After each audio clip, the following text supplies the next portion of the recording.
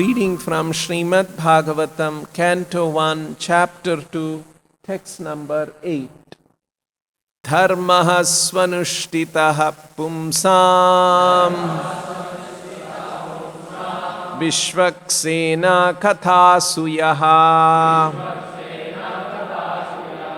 Notpadayed yadiratim Shrama eva hi kevalam Dharma, occupation.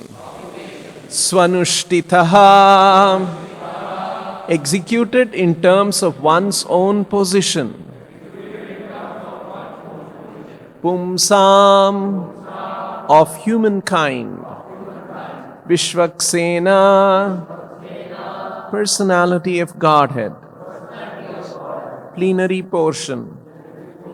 Kathasu, in the message of Yaha, what is, Na, not, Utpadayet, does produce, Yadi, if, Ratim, attraction, Shramaha, useless labor, Eva, only, He, certainly, Kevalam, entirely. Translation and purport by His Divine Grace A.C. Bhaktivedanta Swami Srila Prabhupada. Duties, dharma, executed by men, regardless of occupation, are only so much useless labor if they do not provoke attraction for the message of the Supreme Lord. There are different occupational activities in terms of man's different conceptions of life. To the gross materialist, who cannot see anything beyond the gross material body, there is nothing beyond the senses. Therefore, his occupational activities are limited to concentrated and extended selfishness. Concentrated selfishness centers around the personal body. This is generally seen amongst the lower animals. Extended selfishness is manifested in human society and centers around the family, society, community, nation, and the world with a view to gross bodily comfort. Above these gross materialists are the mental speculators who hover aloft in the mental spheres, and their occupational duties involve making poetry, philosophy, or propagating some ism with the same aim of selfishness limited to the body and the mind. But above the body and the mind is the dormant spirit soul, whose absence from the body makes the whole range of bodily and mental selfishness completely null and void.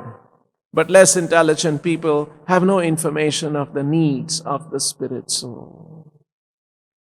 Because foolish people have no information of the soul and how it is beyond the purview of the body and mind, they are not satisfied in the performance of their occupational duties. The question of the satisfaction of the self is raised herein.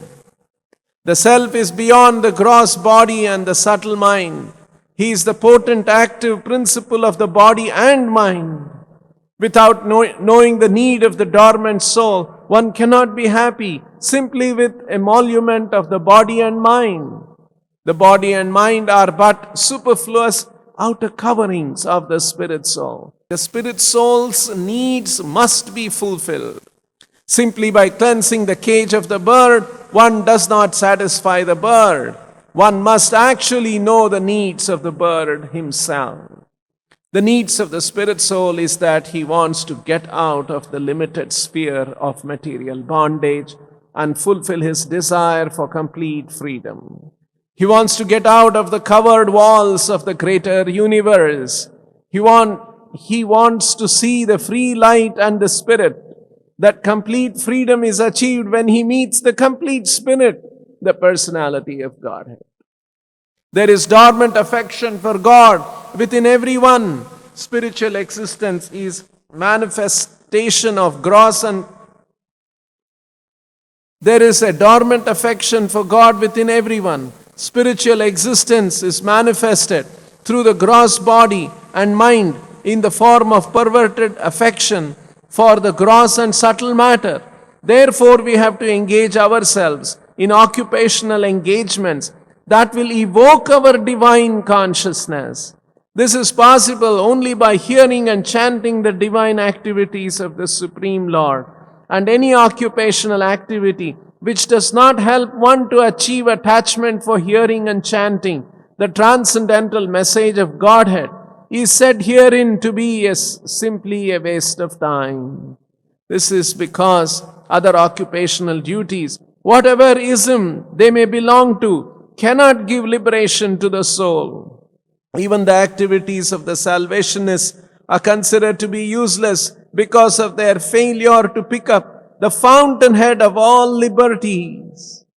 The gross materialist can practically see that his material gain is limited only to time and space, either in this world or the other. Even if he goes up to the Svarga Loka, he will find no permanent abode for his hankering soul.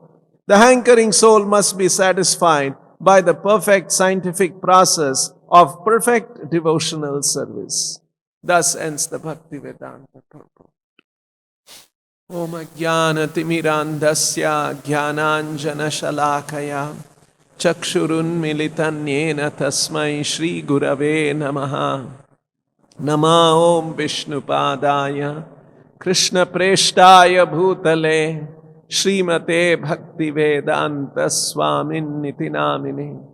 Namaste Saraswate Deve Gauravani Pracharine Nirvishesha Shunyavadi Paschatya Deshatarine. Jaya Shri Krishna Chaitanya Prabhu Nityananda Shri Advaita Gadadhara Shrivasadi Gaura Bhakta Vrinda. Hare Krishna, Krishna Krishna, Hare Hare, Hare Rama, Rama Rama, Hare Hare. These are all very important verses of the Bhagavatam in the first canto and also in the second canto. In fact, Srila Prabhupada described the first canto and second canto are like the lotus feet of the Lord. So we must thoroughly study the first canto and second canto as a meditation on the lotus feet of the Lord, because so that we can become qualified to read the 10th canto of the Bhagavatam, which is like the face of the Lord. And in the 10th canto of the Lord, of the Bhagavatam, there is those chapters which describe Gopi Gita, which is like the smile of the Lord. These are some very poetic, very beautiful expressions by the Lord, by great devotees, by great acharyas, to help us understand different parts of the Bhagavatam and its relevance. So, in this verse, an important direction is given about all the different Vedic rituals and duties that are recommended. Dharmaha svanushtitaha pumsam. Pumsam of humankind, of all of humanity. It doesn't say dharmaha svanushtitaha Hindu. It's not only for Hindus. It's for pumsam, means all humankind. The message of the Bhagavatam is universal.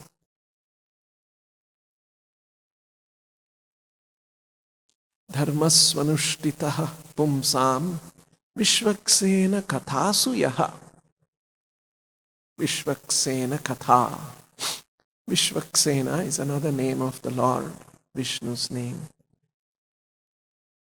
That's why Prabhupada has put within brackets plenary portion. Plenary portion means the Lord, and the Lord has an expansion or a portion which has the same full potencies of the Lord, is called plenary. Suppose there is a 20-member body. Like say for instance, our cabinet in our country. Union, central government cabinet, or the state government cabinet. The cabinet may have about 20 ministers. The cabinet can set up a 5-member committee. Out of the cabinet, 20 people, only 5 of them are picked up. And may say, this is a plenary committee. What they decide is as good as the cabinet deciding. It's not the full 20-member. It has come out of the 20-member committee. It's a smaller group, only 5 people. But sometimes the issues are very complex, 20 people voicing this, that. They have confidence. They say, okay, you 5 people, you take a decision. It's as good as the whole 20 people cabinet taking the decision. So that's called a plenary committee. It has the same powers as the original big committee of cabinet. See? So that's the use of the word plenary. And so Prabhupada uses those kind of very modern terminology to express some of the philosophical concepts. So there are Lord, and the Lord has his expansions, and some of these expansions are having the same potency as the Lord himself. So Vishvaksena, one of the expansions of the Lord, and he has the same potencies, is the Lord, non-different from the Lord. Vishvaksena Katha, narrations about him. Vishvaksena Katha, similar to Krishna Katha, Prabhupada explains. Krishna Katha has 2 meanings. Krishnasya Katha, Krishna Vishaya Katha. This is how it is analyzed. So, that instruction spoken by Krishna is Krishna Katha, like the Gita. Krishna Vishaya Katha, about Krishna something is spoken, that's also Krishna Katha. So, Krishna Katha, Vishvaksena Katha, Suyaha, na utpadayet yadiratim. Vishvaksena Katharatim na utpadayet. If it does not utpadayet, to produce, to provoke, it's a nice word Prabhupada has used in English. To provoke, it should provoke attraction to the Lord, to the message of the Lord. What should provoke attraction to the message of the Lord? Dharmaha swanushtitaha. Swanushtitaha dharmaha. One's own occupational duties, one's own swa.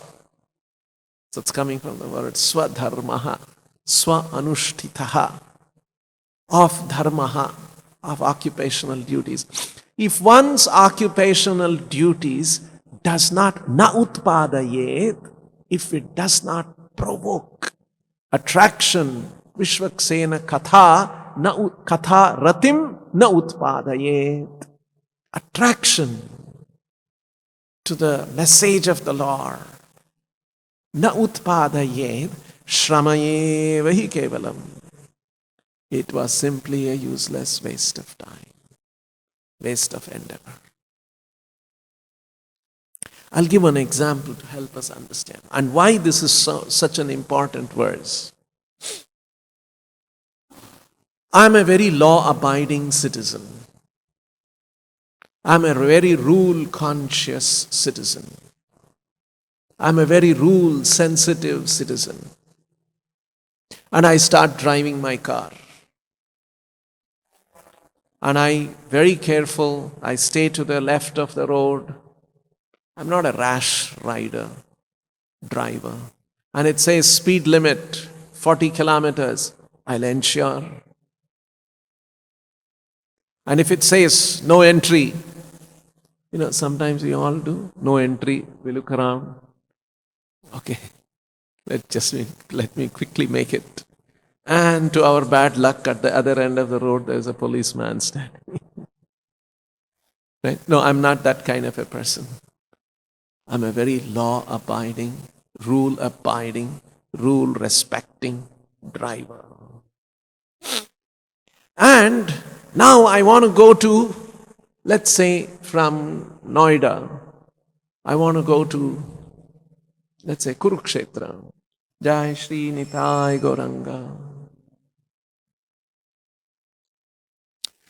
I want to head north and then get beyond Delhi and go to Kurukshetra. That's where I'm heading. And I've been very carefully driving my car, following all the rules, no left turn, no right turn, one way, two way, speed limit, red light, everything I'm carefully. But after driving for about 2 hours, I realized that I have landed in Agra. All my effort was Shrama eva hi kevalam. Even though, how can you say that I'm perfectly following all the traffic laws? Even though I have followed the traffic rules correctly, but my original goal was to go to Kurukshetra, but I landed somewhere else. So I have blundered. All my effort were useless. That is the meaning of this verse. Because sometimes people are very dharma conscious, very dharma abiding, dharma sensitive, dharma respecting. And by following all of those dharma, where should it lead? If it leads you to a wrong direction, if you don't know what is the right direction of the perfect practice of dharma, first of all, you must know where it should lead. And if you don't know, and you lead somewhere else, Shrama eva hi kevalam. And in this verse, very importantly, all of this very intricate dharma, following that dharma very carefully, sensitively, strictly. What is the goal of all that? Vishvaksena katha ratim.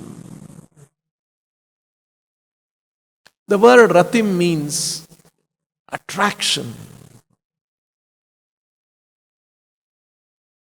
To become attracted to Krishna's message. To become attracted to Krishna. That is the goal. That is the goal of what? Of dharma. And swa anusthana of dharma. Perfect execution of dharma according to one's position. And that should lead to what? Vishvaksena katha ratim. I remember when I was a college student like some of you, I was in touch with Krishna consciousness at that time, very early. I was very young. And then I was told that I should preach this message to others. So I said, all right, let me go back to my college, in the hostel. Let me look who I can preach to. And there was one fellow student. You know how students are in the hostel? They sleep late in the night. 11 o'clock, they will walk out of the campus, have coffee or tea, come back and sleep at 1 o'clock, 2 o'clock, rise at 8 o'clock, 8:30, just enough on time for the class. But this student, he was very pakka. 5 o'clock he will get up in the morning. Brahmin boy. He'll sleep early, 9 o'clock, 9:30. He won't mix with all the other boys who go to the bakery outside the campus at 9 o'clock, 10 o'clock, 11 o'clock. He's not that kind. Pakka. Sleep, morning 5 o'clock, he'll have bath, and then he'll do one puja, and then he'll chant some mantras, and then he'll be studying his books. We have seen that kind of, all of us. I'm sure you also would have experienced. So I thought, this boy must be the right candidate.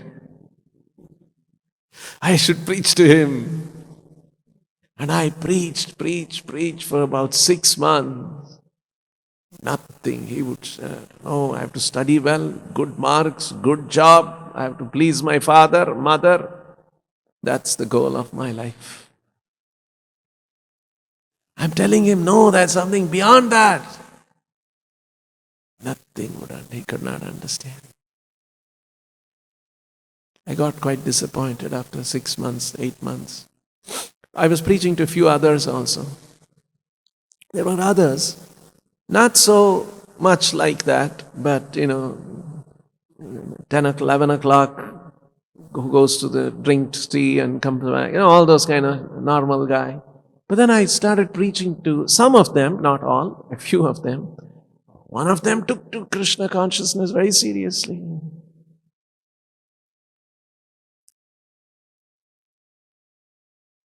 So, sometimes people follow dharma, but they don't know what is the goal of dharma. Sometimes people are not following dharma, they are just acting. But if by some mercy of a pure devotee, mercy of the Lord, if even the information from the Shastra is given to them, suddenly something clicks and they say, no, I will take this seriously. And somebody can take to Krishna consciousness very seriously.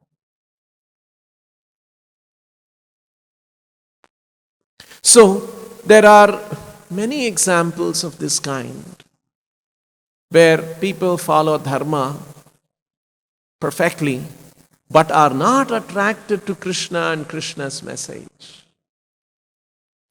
Bhagavatam itself gives an example. Krishna gives an example. There are many examples. One example. In Vrindavan, when Krishna and Balaram, they were performing their pastimes. When they went to the forest, they felt very hungry. Usually their mothers would pack a lot of things to eat when they go for herding the cows.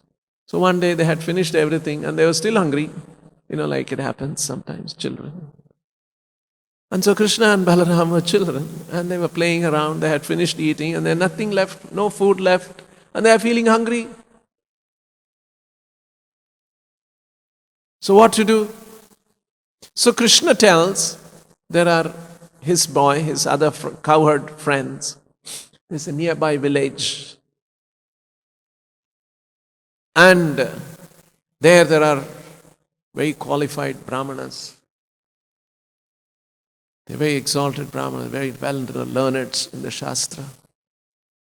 And they're all preparing themselves for performing a yajna. And their wives are also very, very duty conscious, very good wives. And they have prepared all kinds of preparations for the yajna. Go and ask the brahmanas that Krishna and Balaram have come here and they are feeling hungry. Can you please give some of the food that you have prepared? And so the cowherd boys go to the brahmanas and submit to them that Krishna and Balaram have come and they are very hungry.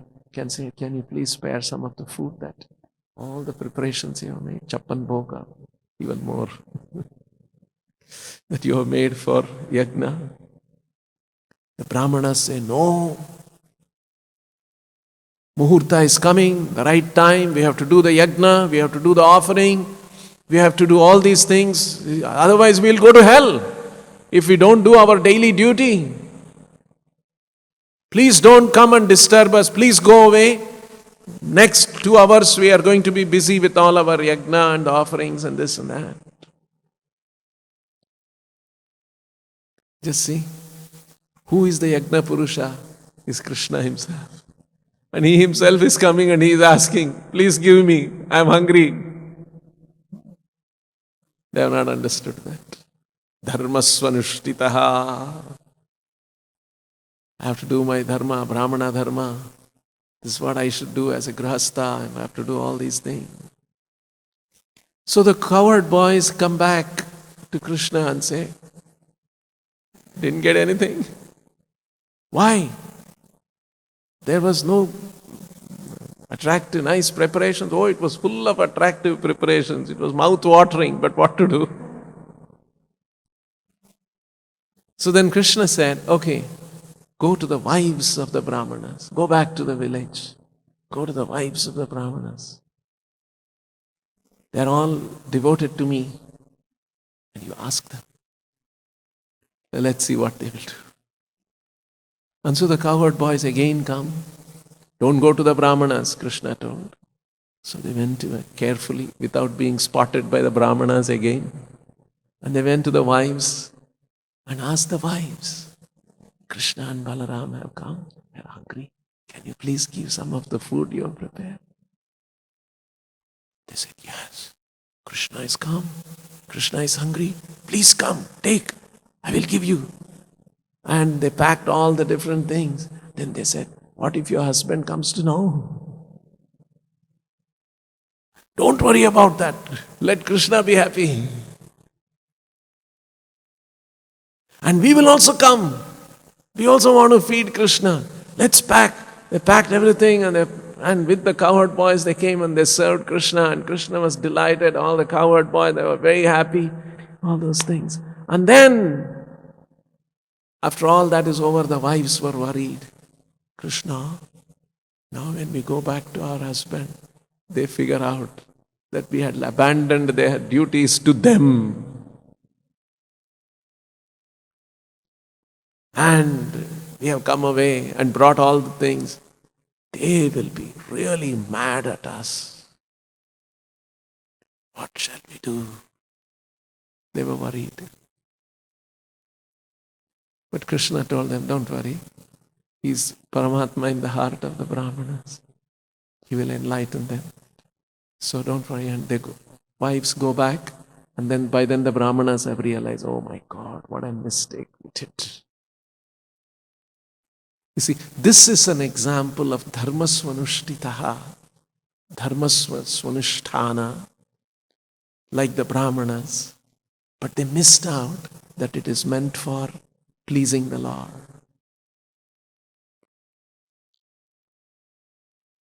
So it can happen. Sometimes in people's lives, they don't know what is the direction, what is that, where is this, all this following of all the dharma strictly, where should it lead to? It should lead to the Lord, to pleasing the Lord. To please the Lord, to hear about the Lord, to chant about the Lord, and to be attracted to that. Vedaischa sarvair ahameva vedyaha. From all the Vedas, Krishna has to be known. You see, that's an important statement. What is the goal of all the Vedas? Somebody is studying Veda, learning all those things, but don't know that they have to surrender to Krishna. They have missed out. Hence, this direction is important. You follow the rules of traffic correctly, but please go towards Kurukshetra. Don't go to Kanpur, don't go to Agra, don't go somewhere else.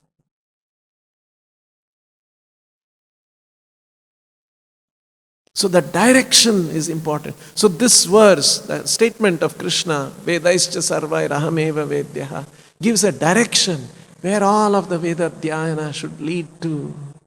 It should lead to Krishna. Where all these dharmas, svanusthana, should lead to. It should lead to Krishna, being attracted to Krishna and Krishna's katha.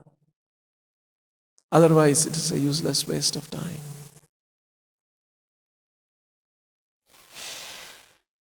So, very nicely, Prabhupada begins the purport by saying there are different occupational activities in terms of man's different conceptions of life.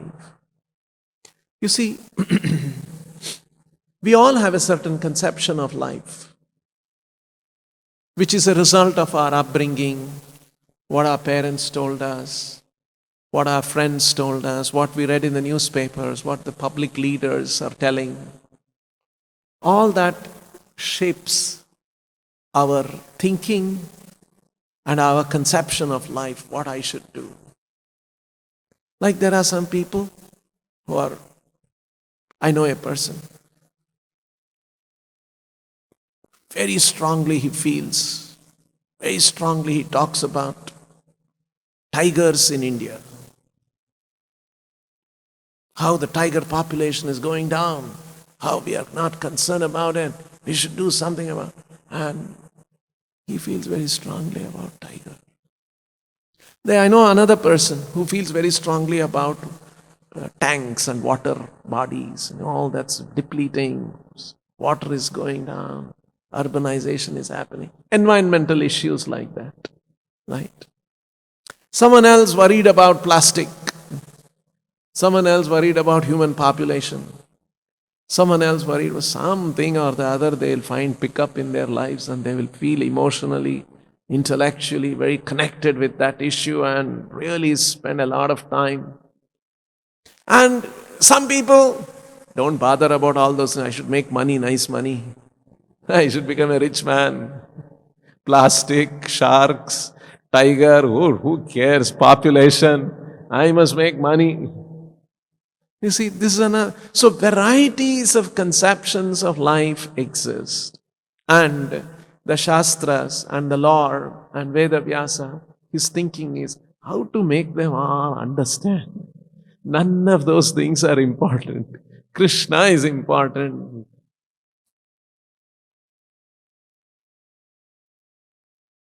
See, this is the task of the Vedic literatures. This is the task of the Lord.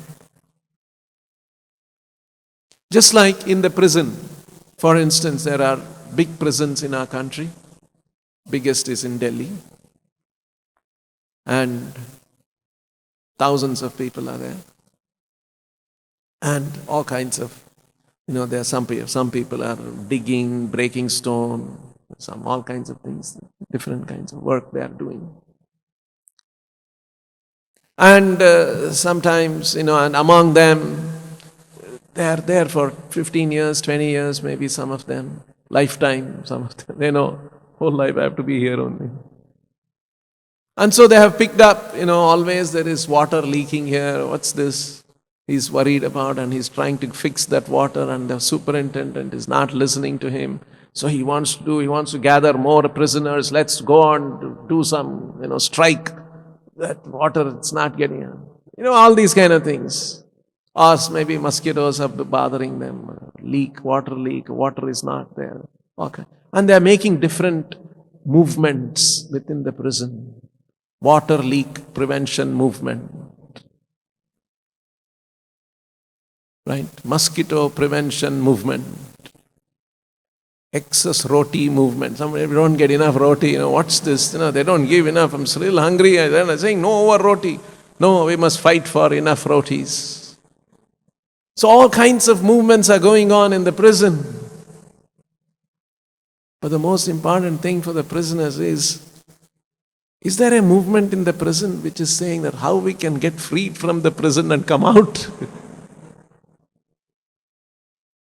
Which is the most important movement for the people in the prison? Sometimes they get involved in all these things. So, people have different kinds of conceptions of life, what is life is, what my life is, what I should do with my life, and they feel very convinced about it. How we can direct them all little by little towards Krishna within their conception of life, because you cannot suddenly shake them up. It will disturb them. They are not ready for that. If I go and tell the guy, about tiger, tigers are not important. What you are worried about tiger? If you think like that, next life you may become a tiger and add to the one population. Oh, these things don't strike them. They're not ready for all that. They're saying, it's very good, what you're doing, you do your dharma, you do your Krishna consciousness, all that. I'm going to work for tigers only. That's how some people are. You replace tiger with money, you will get lots and lots of examples. I will work for money. That's how the world is. But they don't know that all the money they earn, all the tigers they protect, all the, whatever they do, all those things become null and void when the soul leaves the body. That's what Prabhupada is saying. Some people work for the body, some people work for the mind, some people have developed some isms, gross, subtle, and all those kind of things they are busy involved in, but they don't realize that it is the soul is the important principle of life, and when the soul leaves the body, all their isms and all the activities that they were doing becomes just flat, nothing, no more has any value. So, in the Bhagavatam, in the Vedic literatures, we are trying to find out about that soul, and Prabhupada has mentioned in the purport here, a few verses before, Yayatma suprasidati, Atma suprasidati. We talked about it 2 verses before. Atma suprasidati. What is it that will completely satisfy the soul is being discussed. And if you want to think about the soul and what completely satisfies the soul, you must know the constitution of the soul. You must know what is the makeup of the soul. The constitution means how is it made, what it is constituted of. That's the meaning of constitution of the soul. What is it made of?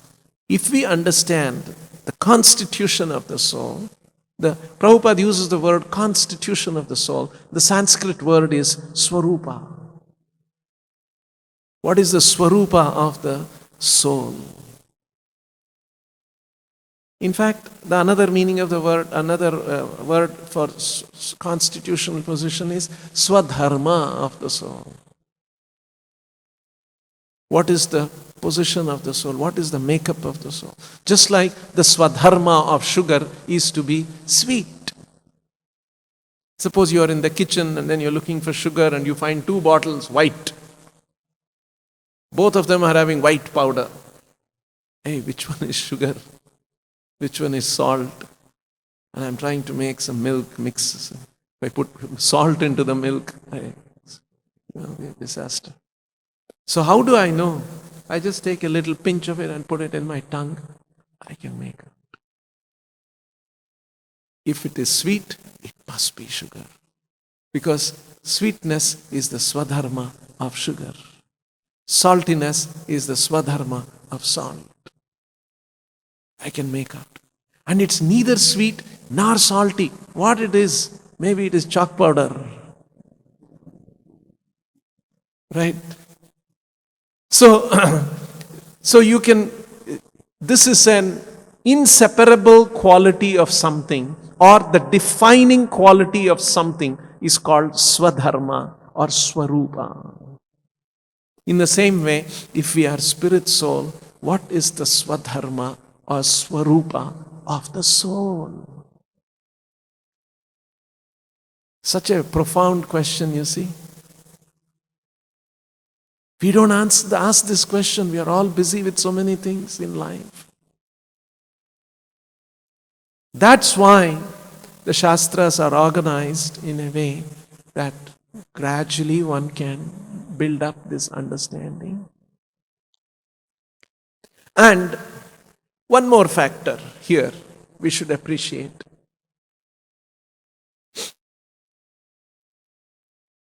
Utpadayet yadi ratim.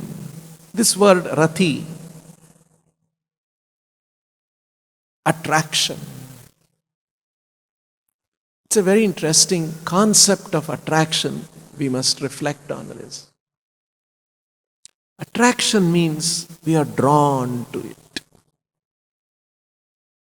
We are captivated by that. We are energized by that. We are delighted by that. We put aside everything else and go towards that because of the attraction. That's the meaning of attraction. Ratim. And it is the attraction which brings dynamism in life.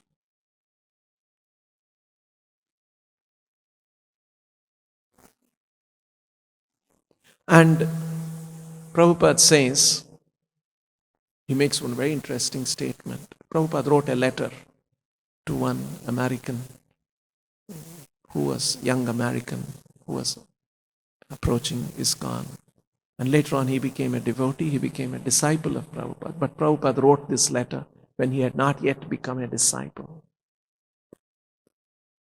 You see, Prabhupada is so specially gifted, so specially empowered to present Krishna consciousness, very profound ideas and concepts and understanding of Krishna consciousness in a very simple way and in very unusual circumstances. In every situation, Prabhupada would do that. So in this letter, Prabhupada writes, the sum and substance of material life is attraction between man and woman. The sum and substance of spiritual life is to become attracted to Krishna. Just think about it. In the material world, the attraction between man and woman, that's what permeates, and that's the big thing in life. And that's why newspapers, magazines, movies, novels, fiction, everything has something related with man-woman attraction. Whether it's Bollywood, whether it's Hollywood, any wood, anywhere in the world, it's about, they will bring that element of man-woman. Just like, I have not seen the movie, but I have heard the Titanic, right, about that big ship, which was very big, and they decided they had made it so well that it was described as an unsinkable ship. It had so many special things that if one fails, another fails. Once another thing is there, another backup mechanism. This ship will never sink. And in its maiden journey, first journey from some part of Europe to America or somewhere like that, in its maiden journey it sank. Right? And that's the big story in the history. And they made a movie out of that. And in that movie, I'm told, I've not seen, maybe some of you have seen, there is a young man and a young girl and there is some affair going on. It's in film, it's called Story B. The story A is about, they want to tell about the ship which is so big and all those kind of things it has and it's going to sink one day. And that moment they want to capture. But if I'm going to tell you that, it's not interesting. So I'll add one story B. There's a young man and a young girl and they've just met and there is an attraction. And what's going on between them? They meet here, they meet there, this happens. And then in between, this is also. So like this, cinema writers, script writers, they develop a story A and story B. And they mix the two. And then at some point, whichever story is the dominant, that predominates. And then it finds a result. And finally he's sinking and the woman is crying, please. And then, like gone. I don't know what happens. I don't know that degree of detail. But I'm just imagining. But we see these kind of things working together. Two stories work together because This is a thing that everyone is interested in. Oh, man, woman, what happened, how they are attracted. That's nature of the material world. And it is that attraction which brings a certain dynamism in life. There was a guy who was a lazy fellow, would not get up in the morning. The father, mother telling him, my dear son, go to college on time. No, lazy, gets up late, is not interested. And then suddenly they find he's getting up on time, he's rushing to the college every day. Hey, what happened? He met somebody in the cafeteria, and then every day he wants to be there in the college. You understand. So like that, it's the attraction which brings a certain dynamism into this world. I'm talking about the element of attraction. If there is no element of attraction, it becomes very drab. So Prabhupada says, in the spiritual life, that element of attraction is still there. That dynamism is there. That liveliness is there. It's the attraction which brings certain freshness into life. All that is there, but that is caused by pure living entity, pure consciousness being attracted to Krishna. And that's why there is dynamism. And that attraction is the original quality of the soul, of every one of us. It's only under a gross bodily conception. We have taken a certain body, and according to that body, we are attracted.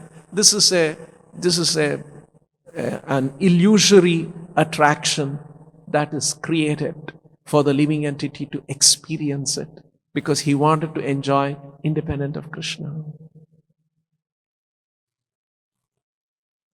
So, these are some of the special things that Bhagavatam brings out. Don't think that spiritual life is just a, religious performance and strictly following that, and you're not really attracted to it, but still you have to do it, but you're committed to it, and then you're doing it because somebody told you, or you took a vow or something like that. Okay, there is a certain stage where you do that way, but at a certain point when your heart is cleansed and by the mercy of Guru and Krishna, an attraction is evoked or provoked. And when that attraction is provoked, then you don't need those rules to tell you to do all these things. You will want to do that. That's why Prabhupada says, we are asked to chant 16 rounds, right? We're waiting every day. Somehow we should finish 16 rounds. It's a commitment. It's good. We are doing that. We are feeling committed to it. But then, when we develop that attraction for Krishna and Krishna's holy name, we will think, why only 16 rounds? Why not 16,000 rounds every day? That's what Prabhupada says. Because it becomes very relishable. You have developed Rati, Krishna Nama Rati, developed attraction for the holy name. So, this aspect exists in spiritual world. Not that it will only be on a basis of certain rules and regulations. We'll stop here. Grantharaj Srimad Bhagavatam ki, Shri Radha Vrindavan Chandra ki, Shri Vrindavan Dham ki, Shri Nitai Gauranga ki, Srila Prabhupada ki, Nitai Go Pregananda.